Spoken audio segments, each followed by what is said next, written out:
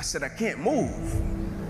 I said, there's a shock going through my whole body. I can't feel anything, man. I still remember the day I was in the film room watching film, and I was watching the California Bears, and my defensive backs coach, Larry Slade, came in the room. He said, Inky Johnson, I got some good news for you. And I dropped the clicker, and I said, Coach, what is it?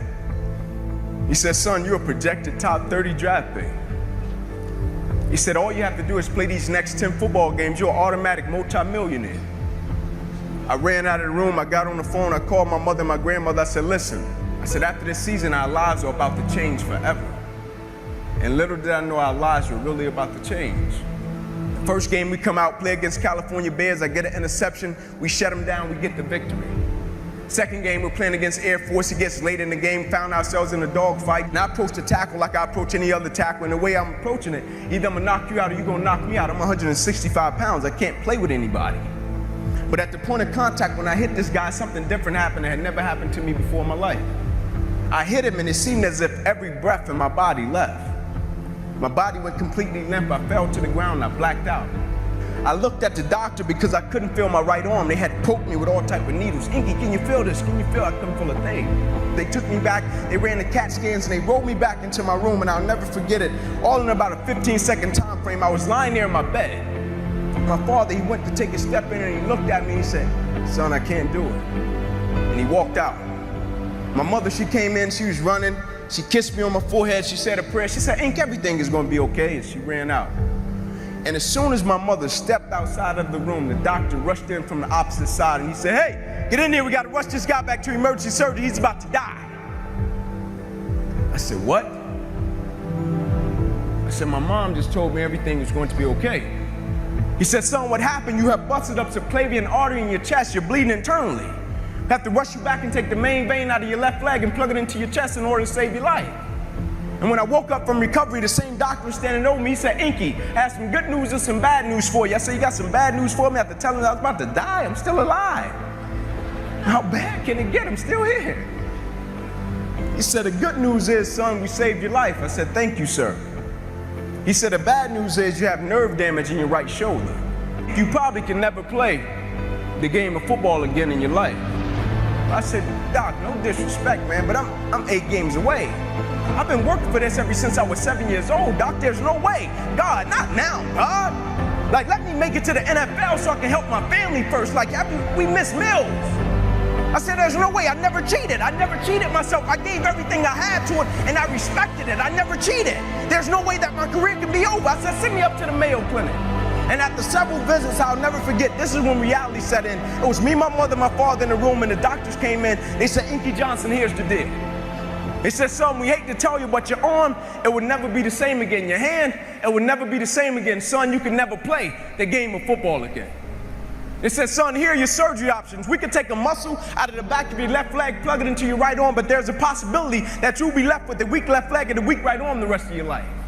Or we could take a nerve out of your left arm, reroute it up to your chest, down into your right arm, but there's a possibility that you'll be left with 2 weak arms the rest of your life. Or we could take a nerve out of your left rib, reroute it up to your chest, down into your right arm, but there's a possibility that you'll be left with a breathing problem and a weak right arm the rest of your life. By the way, tell us what you want to do in the morning. And the next morning I walked into the doctor's office. They said, son, what option did you choose? I said, no disrespect to you, doc, I'm not choosing an option. My situation is out of your hands. I said, no disrespect to you, doc. Cut me where you gotta cut me. I said, I know I will come out of this situation okay. As I stand right here on this stage before you today, they cut me 6 times down my left thigh. They cut me 2 times across my right rib. They cut me 2 times across my right pec. They cut me 1 time across the left side of my neck, 1 time across the right side of my neck. They cut me from the bottom of my armpit all the way down to the bottom of my hand. And after they got through cutting on me, they said, son, you're gonna be in this hospital for the next 40 days. I walked out of the hospital on the 3rd day. They said, you broke a record. How did you do it? And I said, first and foremost, the thing I want y'all to understand, I will never let a circumstance or a situation define my life.